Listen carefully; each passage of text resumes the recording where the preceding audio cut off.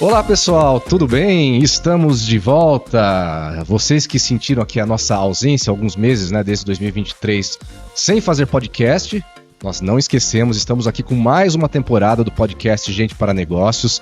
Eu sou o Rafa Cristofoletti, vocês já me conhecem de outros carnavais. Ao meu lado, sempre ele, hein? Esse ano teremos novidades, depois eu conto, mas está aqui ao meu lado Rogério Babler. Tudo bem, Rogério? Olá, Saudades, né? Rafa, que saudade de fazer esse trabalho aqui, é uma delícia, né? Ainda mais com as pessoas ilustres que vêm bater um papo conosco. Muito bem. Bom, como sempre, né, vocês sabem que a MH Consult é uma consultoria já com 30 anos, esse ano fazendo 31 anos, especializada em educação corporativa, desenvolvemos pessoas, desenvolvemos empresas e trazemos sempre para cá pessoas que são referências nas suas áreas de atuação para falar sobre o mundo corporativo, sobre o desenvolvimento humano. Então, sem mais delongas, vamos apresentar aqui a nossa entrevistada, a Lucimar Delaroli, ela que é mentora de líderes, ela também é escritora, palestrante, psicóloga, que mais? Tudo bem, Lucimar? Carioca, mãe de 2 filhos. Legal. Muito obrigada, muito feliz de estar aqui com você. E quando vocês falam que tem 30 anos, eu estou lembrando que a minha carreira também tem mais ou menos isso. Então, MH começando lá e eu começando aqui. Muito feliz de estar aqui. Obrigada. No ano passado, a gente perguntava aqui, né, para os nossos entrevistados para que se apresentassem fora do crachá, fora ali do corporativo. Você já se apresentou. O que eu vou fazer agora então? Eu quero saber quem é a Lucimar 2024, hein? De 2023 para cá. O que mudou? Nossa, eu falo que era salto quântico, né? Na verdade, a mudança minha ela já vem acontecendo há cerca de 3 anos. Eu tive uma mudança muito radical de vida. Eu tive síndrome do pânico, tive ninho vazio, tive divórcio, né? Filho sai de casa, o casamento acaba, os cachorros morreram, foi tudo ao mesmo tempo há 3 anos para cá. Um combo. Foi um combo, foi uma loucura, tanto que eu pirei, né? E aí eu resolvi focar mais em qualidade de vida. Então eu fui fazendo vários ajustes no meu trabalho, foquei mais na temática de liderança, que antes eu também trabalho com a área de gestão de pessoas, trabalhar menos, ganhar melhor, escolher cliente, colocar atividade física como banho, todo dia tem que ter, cuidar da espiritualidade. Então foi uma mudança, viajei, tiro 2 férias por ano, no sentido microférias que eu falo, né? Todo dia eu faço um pouco de férias, então hora da minha meditação, rever a alimentação. Nossa, meu filho caçula falou para mim, ganhei outra mãe. E se eu já era ótima, agora eu fiquei sensacional. Ô, Lucimar, e modesta. E você até comentou comigo, eu gostaria, se você não se incomodar, de dividir com a turma aqui, quando você teve a síndrome do pânico, parecia que as pessoas falavam assim, mas como você? Você não pode, você é especialista em ajudar eu a resolver minha vida? Como é que, se você vai ter síndrome do pânico, então perdeu toda a credibilidade no que está falando. Como é que é lidar com isso? Primeiro é eu mesma lidar, né? Porque eu também não acreditava. Então, assim, tinha dentro de mim algo que eu era imune, né? Então, quando eu me percebi com síndrome do pânico, eu vinha tendo vários sintomas, que o corpo vai dando sinais, né? E eu confundia isso com um problema cardíaco, eu estava até com aqueles aparelhos para medir arritmia cardíaca. Holter, mapa, aquela história. Fazendo tudo, o cardiologista, e era menopausa também, né? Isso tudo Você tá a par desses aparelhos, hein, Rafa? Deve estar. Eu fiz acho que o ano retrasado, um check-up completo, Sabe até os nomes. Sei. A arritmia, ela já era um sintoma de ansiedade, né? Então, aquela respiração curta. Então, quando eu me peguei com a primeira crise de pânico, que eu identifiquei imediatamente que era pânico, aí eu entrei em pânico de estar tendo pânico, né? Eu falei, tô pior do que eu imaginava. E isso foi no dia 23 de dezembro. Eu corri para uma amiga que é especializada, falei, cara, me dá um psiquiatra, porque pegou feio para mim, né? No mesmo dia eu tive 5 crises, é muita coisa, né? Então, primeiro trabalhar eu mesmo a minha cabeça, e depois foi muito chocante para mim eu perceber que o meu público, que é RH, tem tanto preconceito, né? Porque alguns trabalhos que eu precisei declinar, mexer, ajustar, para uns 2 ou 3 clientes que eu comentei que eu tinha pânico, eu percebi que, tipo, sabe aquele olhar assim, mal, tipo, né? Vou ter que procurar outra profissional. Que afetou diretamente a minha imagem. E aí eu comecei a perceber que eu tinha que mentir. Então eu menti, né? Eu falava que eu estava com coronavírus, eu falava que eu tinha viagem, eu menti, porque por uns 3 meses eu não conseguia trabalhar em horários convencionais, porque dá para trabalhar, mas assim, reunião 9 horas da manhã, depende de como eu acordava, eu não conseguia. Talvez meio-dia eu estivesse bem, mas talvez às 3 da tarde não. Então, eu tinha que fazer uma sala de aula, não dava, né? Então, isso foi muito chocante. E há pouco tempo também eu tive esse exemplo com a minha filha, né? Que trabalhava numa empresa, em área de gestão de pessoas, cuidando de cultura, de bem-estar e tal. Ela teve crise de ansiedade e ela 2 vezes teve atestado para se afastar e ela inventou mentira. Na terceira resolveu assumir. Quando ela voltou desse terceiro afastamento, assim, 2, 3 dias, né? Ela foi desligada. Quer dizer, uma pessoa que estava num programa de sucessão, inclusive, né? Então, assim, há muito preconceito. Muito preconceito. Ô, Lucimar, você sabe que eu acho que a galera aqui na MH nem sabe, então vai ficar sabendo agora. Teve uma moça que nós contratamos, que trabalhou conosco, ela me mandou uma mensagem quando a gente estava para contratar ela. Ela falou: preciso te falar uma coisa, eu tenho crises de depressão e às vezes síndrome do pânico. Então, para te avisar, porque não acho justo você estar me dando uma oportunidade. Ela foi super transparente. Aí eu falei assim: mas você está afim de trabalhar? Porque a gente está afim de trazer você. Ela falou: tô, então tá fechado. E ela ficou um bom período conosco. E ela saiu por questões familiares recentemente. Por outros assuntos, né? E me mandou uma mensagem agradecendo. Ela não teve uma crise enquanto trabalhou conosco. Então, foi muito legal. Hoje muito legal. Nem é esse o nosso tema, mas é bom esclarecer uma coisa, né? Não é porque você teve crise de pânico que você tem frequentemente crise de pânico. Crise, o próprio nome já diz, crise. Você trata. O que eu tenho é transtorno de ansiedade generalizada. A famosa TAG, nós temos. Acho que o planeta tem, né? O planeta tem. Então, o fato de você ter TAG não significa que você é uma pessoa adoentada. O que aconteceu foram gatilhos que disparam crise, que ela acontece e depois ela estabiliza se você faz o acompanhamento correto. Em alguns casos, nem precisa de medicamento. No meu, precisou. E eu ainda não desmamei, tá? Esse medicamento. Mas, teoricamente, se precisar, entra com medicamento, faz o ciclo, normaliza, tira o medicamento e a vida segue, tá? O que não tem cura, entre aspas, é a TAG, porque é o seu jeito de funcionar. Né? Ô, Lucimar, como você disse, não é o tema que a gente combinou, mas isso veio tão naturalmente. É o tema, porque estamos falando de... Só para até adiantar para o pessoal, nós estamos falando sobre segurança psicológica nas empresas. Agora, tá tudo ligado, porque o que mais tem hoje é a gente com ansiedade, depressão, todos os tipos, né, de transtornos emocionais, e tem tudo a ver. E só para fechar esse assunto, então, para a gente ir para o foco em si, na tua opinião, qual é o papel da liderança quando identifica profissionais que estão passando por esse momento? Porque, obviamente, não são profissionais da área da saúde e, obviamente, muitas vezes ele não está centrado no indivíduo que está lá, no colaborador, mas sim na tarefa ou nos resultados que ele tem que entregar. Como é que você entende que é o papel dessa liderança ou mesmo dos colegas do trabalho para com um profissional que está passando por um momento desse? Na minha experiência, atendendo líderes, a questão maior é que os próprios líderes são os adoentados. Então, eles é quem estão passando pela crise. E aí, ele tem também colaborador passando pelo mesmo sintoma. A primeira grande coisa é a informação. É papel da organização dar muito material para que as pessoas leiam e saibam, porque há muitos profissionais que chegam para fazer mentoria comigo, tem 40 anos, 45, eles são ansiosos há 200 anos e eles não conseguem saber que aquilo ali é um adoecimento. Ele acha que faz parte. Que é comportamental apenas, né? É comportamental, é meu jeito. Então você vai investigando, o cara não dorme, o cara não tem lazer, o cara tem ganho de peso, tem circunferência abdominal aumentada, a libido foi para os infernos, né? O cara faz 500 coisas ao mesmo tempo. Então as pessoas não sabem o que é um adoecimento mental. Então a primeira informação seria, se você é líder, assim como se você é pai, como se você tem qualquer pessoa que você cuida, estudar, né? Ler muito sobre isso e hoje tem muito material.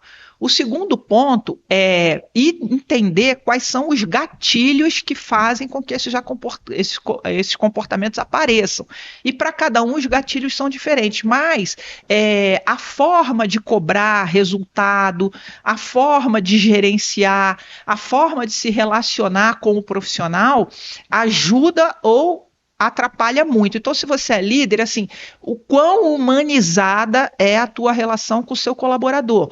Você conhece esse colaborador? Nome, sobrenome, história, objetivos, o que esse cara quer, quais são os pontos fortes dele.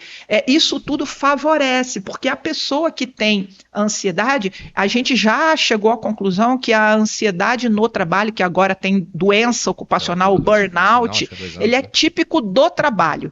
Então, a pessoa pode estar adoentando no trabalho, e ela afasta do trabalho, e aí ela melhora. Então, o burnout é uma doença do trabalho, e não é uma doença do líder, é uma doença de um sistema de trabalho. Então, se eu te ajudei, o líder ele precisa estudar para poder ter proximidade com o colaborador, para poder saber, porque agora na virtualização aí que ele não sabe mesmo que o funcionário está adoentado, e aí fazer o encaminhamento para a área de gestão de pessoas, para que essa pessoa busque o seu tratamento. Nós tá? Conversamos no ano passado sobre a questão da medicação. Para quem não sabe também, eu sou mais uma pessoa com TAG, nós temos aqui algo em comum. Não, a gente tem que procurar quem não tem, né? Porque assim, o meu é declarado, né? Eu até brinquei. O meu também. Como líder, né? As minhas experiências com líder, obviamente que pela proximidade com os colaboradores eu acabava descobrindo muitas coisas, né? Sim. Que até então ficavam escondidas, porque eu sempre me coloquei isso, depois de um certo ponto de carreira, abertamente. Eu tive o mesmo problema, eu apresentava jornal, já contei toda essa historinha, que passava mal no camarim, depois ia apresentar jornal, aquela coisa toda. Hoje, para mim, é declarado, eu sou um defensor aí da causa, e é tudo né, bem aberto para mim. No seu caso, né, a curiosidade depois de todo esse tratamento, como é que você está hoje? Eu vi que informação que você mais tem, né? Eu estou muito bem, porque eu aprendi a entender os gatilhos. Os gatilhos, tá. Os gatilhos. Então, quais são as situações que podem disparar o meu sistema de alerta? Então, quando ela vai aparecendo, eu brinco que é o Hulk, né? Você vai sentindo que o Hulk está chegando, eu respiro, eu faço técnicas de mindfulness, eu tento deslocar meu pensamento daquele problema para outros, eu uso técnicas da terapia cognitivo-comportamental para decupar intelectualmente o problema. Ontem mesmo eu tive um resultado de um exame que está alterado, a glicemia subiu, pode dar uma pré-diabetes, comecei já... Aí eu falei, peraí, vamos aqui. Olhei os indicadores, pesquisei, não é uma coisa assim, não vai morrer amanhã, tem tempo, então assim, eu uso técnicas, então eu estou bem, tá? Nunca mais eu tive crise, não tenho crise, tenho uma outra forma de lidar com os problemas, sou mais madura, sou mais serena. Agora, é um fantasma que mora no seu armário, né? Qualquer momento ele pode surgir se você baixar a guarda, porque é um sistema, inclusive um caminho neuronal, né, que aprendeu a ser feito. Então, se demora 3 anos para você ter uma primeira crise, a segunda é 1 ano e meio, a terceira com 5 meses. Então, assim, as crises elas encurtam porque tem um rastro neurológico, né? No meu caso, já 10 anos já, né, tratando, e só a gente sabe como é lidar com a gente mesmo dentro desse processo. E eu vou aprendendo pensamentos, tá? A primeira coisa são os pensamentos, que vai aparecendo, e depois alguns sinais corporais. Para mim, por exemplo, dá um certo tremor assim. Se eu começo a sentir que eu tenho um tremor assim, eu falo, cara, ou balançar a perna, sabe, essa coisa assim. Aí você começa a perder o foco, você faz isso, faz aquilo. Aí eu pratico o chamado slow motion, né? Porque eu faço as coisas muito devagar. É um jeito de eu ir segurando, né? Peraí, eu vou fazer isso aqui. Eu aplico uma operação tartaruga em mim, entendeu? Agora, dentro das empresas, você falou, né, sobre técnicas, terapia cognitivo-comportamental, mindfulness. O que as empresas podem fazer para levar para dentro, né, desses ambientes, talvez algumas técnicas ou algumas atividades ou alguma informação para esse líder saber lidar também com colaboradores que possam, né, enfim, estar passando por um problema como esse? O que a empresa pode fazer? Só deixar muitas empresas já estão fazendo muitas coisas, tá? Já tem muita coisa bacana. Primeira delas, como eu já falei para o Rogério, informação. Então, quanto mais informação, melhor. Tem podcast, tem vídeo, tem palestra, tem folheto, tudo isso que dá informação para as pessoas poderem saber. Porque o que eu vejo é um analfabetismo emocional. As pessoas não sabem que aquilo que elas sentem é um adoecimento mental. E uma doença mental, para se instalar, ela leva quase 10 anos. Então é um período longo, não é um negócio assim não é uma coisa que se a pessoa começou a panicar, ela já tem isso há 15 anos, que foi o que aconteceu comigo. Já tenho TAG desde que eu me entendo por gente. Eu também. Eu dormia balançando a perninha e achava que era o jeito. Não é, já é esquisito, né? Exato. Você, se balançar não é normal, tá, gente? Essa coisa de você estar tamborilando o dedo, batendo o dedo assim, isso aqui já é unha. Então a gente acha que isso é normal. Então, informação. A segunda é que canais você pode oferecer para a pessoa buscar ajuda de uma forma sigilosa. Porque nem todo mundo quer abrir para a instituição que trabalha os seus problemas. E é compreensível, né? Porque muitas instituições também não lidam muito bem com esse tipo de situação. E porque como é multifatorial, nunca é só o trabalho, né? A pessoa tem as encrencas da vida dela. Sim. Então você tem uma parceria com plataformas de saúde mental, profissionais de saúde mental, aconselhamento, convênios, isso é tudo muito legal, prática de mindfulness, ginástica laboral, né? É uma coisa muito importante que hoje está mais do que comprovada, a atividade física. Então você incentiva a atividade física, você combate o sedentarismo na tua empresa, você tem maratonas, muitas empresas já fazem isso, né? Maratonas de atividade física, porque a atividade física, ela é sensacional para ansiedade, tá? Você trabalha no músculo, no corpo, cardio, exercícios cardio. Então, convênios com academias, é possível, né? E atendimento psicológico, porque existe gratuito pelo SUS, pelos postos de saúde, só que as pessoas não sabem, e a fila, obviamente, é demorada. Então, se a sua empresa pode fazer parcerias, ok.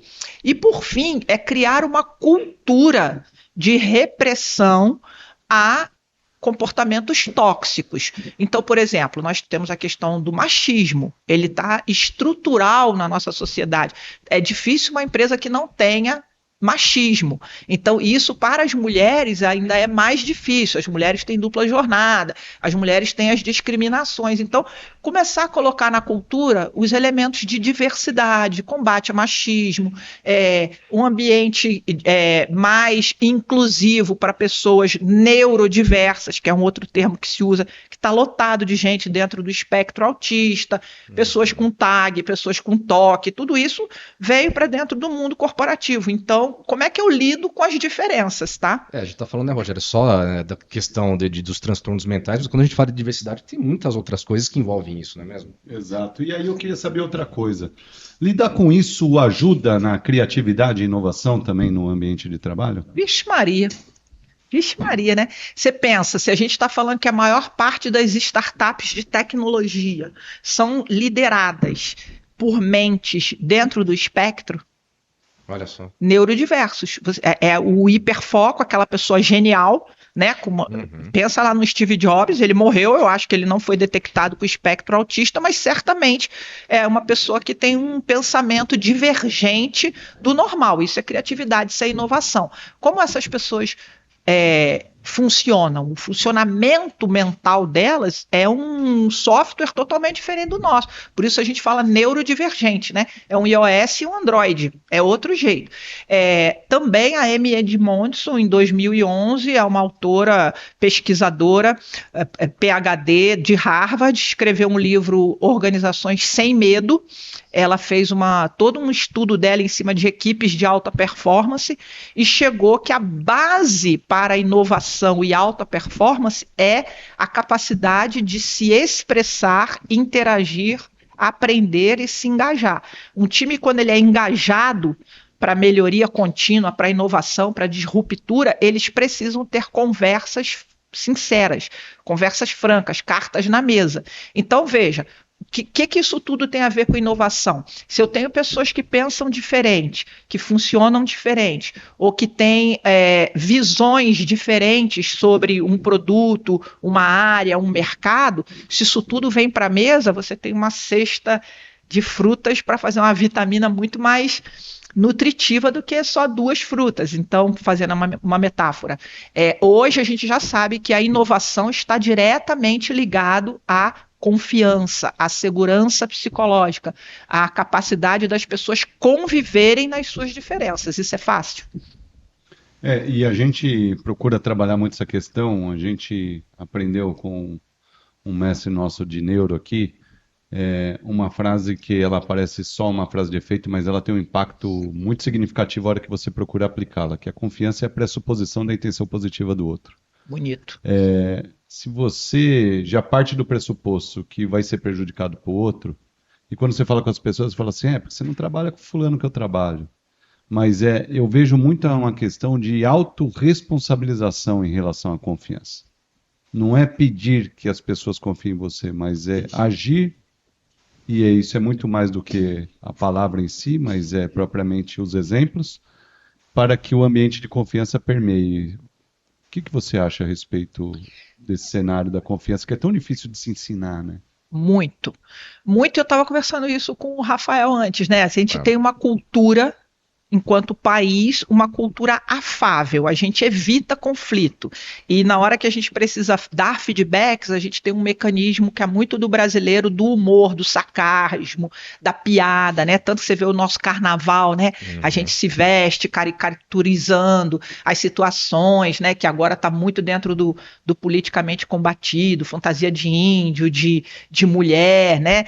Isso tudo de preto, né? Isso tudo está sendo muito questionado dessa grande sombra que a gente manifesta, que é o sarcasmo, o deboche, o stand-up comedy, né? Então, como é que a gente consegue esse ambiente de confiança? Uma sociedade também com baixa educação emocional, educação emocional, a gente está muito rachado politicamente, então ficou muitos eus contra eles, né? Se você é dessa opção política, então você já é contrário a mim. A gente está cada vez, eu vejo, se afastando do diálogo, ao invés de se aproximar do diálogo.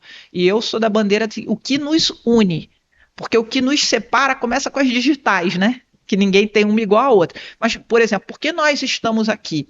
E se nós estamos aqui em prol do melhor podcast possível, a gente deveria ter liberdade de, como a gente estava aqui antes, bota o aviãozinho ali, não bota, traz a plantinha, tal, esse lugar tá legal. Então todo mundo junto, pensando em prol. Agora, fácil não é. O líder, ele precisa se autoconhecer muito, ele precisa conhecer os vieses dele, conhecer os gatilhos dele, conhecer os pontos fortes dele e aprender, gente, a conviver com o diferente.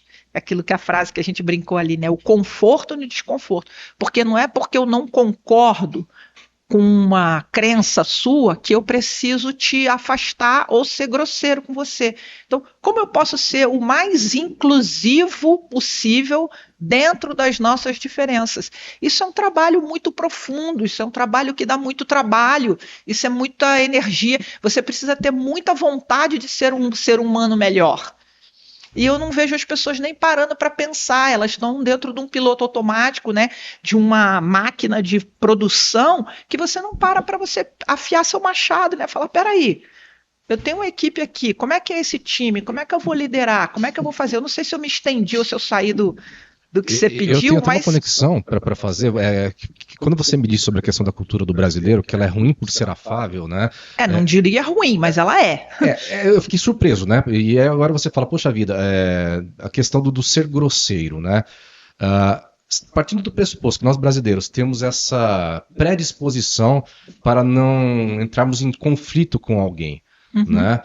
Como é que a gente consegue equalizar isso? Porque, em tese, se eu não entrar em conflito, eu não estou sendo grosseiro, então era para estar tudo bem. Mas não tá. Claro que não. Né? Não é nem um lado nem outro. Quer dizer, grosseria é ruim, mas também ser muito afável também é ruim. Assim, afável no sentido do brasileiro. Não, sim. Né? Você vê que os budistas orientais falam do caminho do meio, né? Eu gosto muito da ideia do caminho do meio. Pensa só, nós somos um povo que nós não aprendemos a defender nossos direitos. Por exemplo, você vai num campo, num parque, num sábado, já aconteceu comigo, eu vou num parque no meio da natureza porque eu quero meditar. Mas o coleguinha acha que ele pode botar uma caixa de som no parque e tocar um funk, espantando os passarinhos todos. Num país onde os direitos dos outros são respeitados, por exemplo, nos Estados Unidos, que não é modelo, mas ok, eu levantaria e diria para ele, olha, isso que você está fazendo invade o meu espaço, por favor, baixe seu som ou bota o fone de ouvido. Aqui, quando que isso vai acontecer?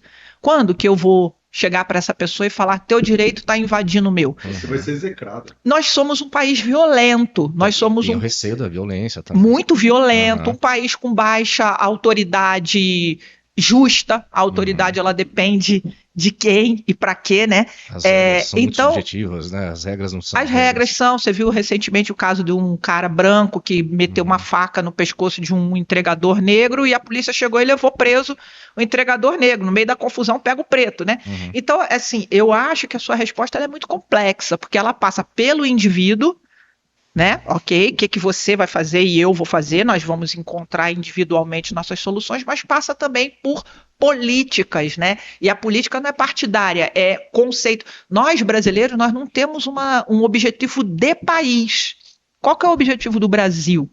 Né? Então, você olha nações pós-guerra, elas se reconstruíram, elas alavancaram. Nós o quê? Nós somos o quê? Nós não somos agrário, nós não somos industrializados, o que nós somos? Então, isso tudo é muito difícil de você, porque fica na mão de cada um. E isso não são coisas individuais, elas são co-criadas. Percebe? O que você pensa não é só fruto do seu autodesenvolvimento, mas do meio que você vive, das construções, das relações que você conseguiu fazer. Então, quando você pensa num líder dentro de uma organização, eu diria para a empresa, fortaleça sua cultura. Dentro daquele subsistema, quais são as regras do jogo? Como é que a gente joga? E como é que eu monitoro esse jogo? Então, o líder ele tem que ser cerceado pelos limites comportamentais daquela cultura e da lei, né? Não sei se eu te ajudei. E a gente, individualmente, cara, é autoconhecimento. Mas, assim, para quê? Qual é o objetivo seu como ser humano? Eu fico pensando em quem está ouvindo o podcast aqui agora, uma liderança que pode estar pensando, tá legal, eu já entendi que a minha empresa ela tem que ter uma cultura bacana, tem os limites, e eu sou o agente ali para fazer a coisa acontecer, né? Já entendi que a grosseria não é bacana, mas também evitar o conflito tá na mesma toada ali. Como é que eu, como líder, eu posso agir com esses colaboradores? O que eu posso fazer? Qual que seria a minha conduta, né? Minha forma de lidar com esse colaborador dentro de tudo isso que a gente falou? Eu sugiro que você tenha o contrato psicológico com o seu time. Assim como você tem o contrato de meta, que você vai chegar e falar, o seu cargo é esse, o seu escopo é esse, os seus entregáveis são esses, seus indicadores são esses, você tem que performar isso. Isso também tem que existir para o comportamento, tanto que no nosso curso de liderança a gente tem um Canva da equipe, né? Quais são os nossos entregáveis e quais são os indicadores. Então, quais são os comportamentos aceitáveis no nosso time? Isso quando você lê, por exemplo, o livro de Garra, da Angela Duckworth, ela fala muito isso. Garra, estudando com os esportistas, todos têm contrato psicológico. O que é o contrato psicológico? Comportamental. O que é aceito aqui? Quais são as regras explícitas do jogo? Eu, como líder, aceito o quê? Então, cooperação é um princípio básico, né? O diálogo é um princípio básico. O respeito ao outro é um princípio básico. Aí, cada um vai dentro dos valores da empresa e dentro das suas crenças. Então, quando a pessoa comete uma falta, eu não preciso chamar a atenção dela. Eu vou falar, olha aqui, nós temos uma regra. Isso aí que você fez fere ao nosso combinado. Como nós vamos resolver? Eu me empodero, eu faço isso com meu filho adolescente. Eu falo, então, isso foi o combinado? Não. Você quebrou uma regra que a gente tem de combinado. Eu estou seguindo a regra, você não está seguindo a regra. Como que vamos fazer? Me ajuda a te ajudar.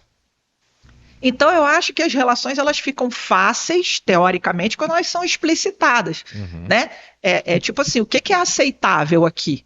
Esse comportamento não é aceitável, ele não está dentro dos valores. Eu não preciso ficar falando, Rafael, você é feio. Não, Rafael, isso que você fez não está de acordo com o que é esperado. Então, por exemplo, o colaborador chega, eu já tive essa situação, ele está com um transtorno qualquer e ele não vai ser afastado por isso, mas ele não consegue produzir. Então, vamos ter que conversar. Olha, eu preciso do teu posto de trabalho produzindo tal coisa. Você está adoentado. O que você consegue? Você consegue 30%, 40%, 50%, Tive uma experiência 20%? O que você consegue? Porque a partir do que você consegue, eu tenho que pegar esse excedente e redistribuir. Exato. E chamar o time e falar, hoje a gente vai carregar a cota de sacrifício do Rafael. Daqui a pouco ele vai melhorar e ele vai ajudar a carregar a cota de sacrifício do outro. Ou talvez eu tenha que dizer para a organização, eu não tenho equipe para fazer essa entrega. Você vai me dar outro membro? Eu posso reduzir essa meta? E eu só posso trabalhar com os fatos tangíveis. Então, eu não posso também infantilizar ou cuidar do colaborador, porque ele é responsável pela produtividade dele, entendeu? Então, assim, olha, eu preciso que você produza, você não está podendo, ok, que condições eu preciso te oferecer? Porque é o exemplo que eu te dei quando eu estava doentada, eu não estou inválida, eu estou tendo crise de pânico, eu ainda não sei, eu ainda não sei que hora a crise de pânico vem, porque ela não me avisa, né? Ela podia, né? Mas não me avisa, mas nesse dia eu consigo trabalhar 6 horas, eu não consigo trabalhar 8, não consigo 10, mas eu consigo 6. Hoje eu passei mal, eu não fiz 6 horas, mas amanhã eu estou bem, eu vou fazer 10. Então, eu tenho um acordo com minha liderança. Agora, o que eu vejo é que as lideranças elas não cuidam do comportamental, elas só cuidam do entregável tangível, né? Olha, sensacional, viu? Muito bem, e a gente estava falando que a Lucimar é autora de livro, inclusive, né? É autora de livro. Fala do seu livro aí, Lucimar. Fala. Esse livro eu escrevi, ele é voltado para o público de gestão de pessoas, é o RH Business Partner. Então eu tenho uma experiência de 30 anos nesse tema. Quando o Dave Urich estava lançando a ideia, eu já atuava assim, eu brinco que eu e o Dave Urich tínhamos uma ligação espiritual. E aí é um livro onde eu coloco como um RH se posiciona para ser um RH Business Partner, né? E é um livro que eu produzi, é uma produção solo, só compra comigo, eu mesmo que fiz. Então, quem Como quiser... é que chama o seu livro? Bora Mudar uns Mundos, tornando sua ação estratégica como RH. Link na bio do Instagram, você entra, tem um WhatsApp, você fala comigo e a gente manda ele para você bem bonitinho. E qual que é o teu contato nas redes? É o @Lucimar Delaroli, Instagram, LinkedIn também é Lucimar Delaroli. E aí é isso. Mas soletro Delaroli aí, né? Delaroli, no fim. Não tem. Delaroli. Boa. Delaroli, Okay. né? É porque eu quis trofole também não é fácil não, né? Alguns tem H, outros sem H, uns terminam com E, outro com I. Eu já fui procurar, né, que eu sei que tem uma questão italiana aí, procurar nos registros se eu achava os parentes. Não achei os parentes. Depois de muito tempo, não sei. Diz que teve a primeira mulher italiana que foi pra NASA e ela era Cristoforetto.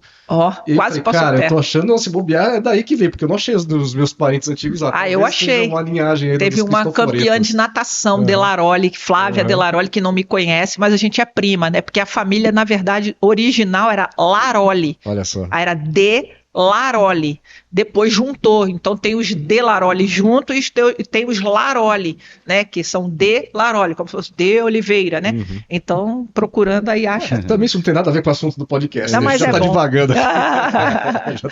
Muito bem, bom, vamos chegando ao fim aqui desse primeiro episódio da nossa mais nova temporada do podcast Gente para Negócios. Agradecer imensamente, né, a Lucimar, mais uma vez dando show, né? Isso aí. Muito conhecimento, eu sou fã, né, particularmente.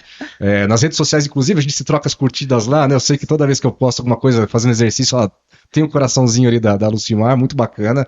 Obrigado, viu, pela sua presença. Imagina, eu que agradeço. E aí, gente, não normalize os problemas emocionais, tá? Não é normal não dormir, não é normal emagrecer ou engordar do nada, não é normal se balançar, não é normal ter vontade de chorar, não é normal estar irritado todo dia, nada disso é normal. Você começa a ter esses sintomas, vai ver o que está acontecendo antes que você adoeça, né? Muito bem, lembrando que o nosso podcast ele está nas plataformas YouTube e Spotify. E acessem também o nosso site, então todas as nossas soluções estão ali no mhconsult.com.br. Nas demais redes sociais também estamos lá, LinkedIn, Instagram. O Insta é importante te avisar que todo mundo acha que vai estar lá na @mhconsult. Não é @mhconsult.com.br. Feito, seu Rogério? É isso aí, que prazer. Legal, então até a próxima, até o próximo episódio, gente. Valeu. Beijo, obrigada.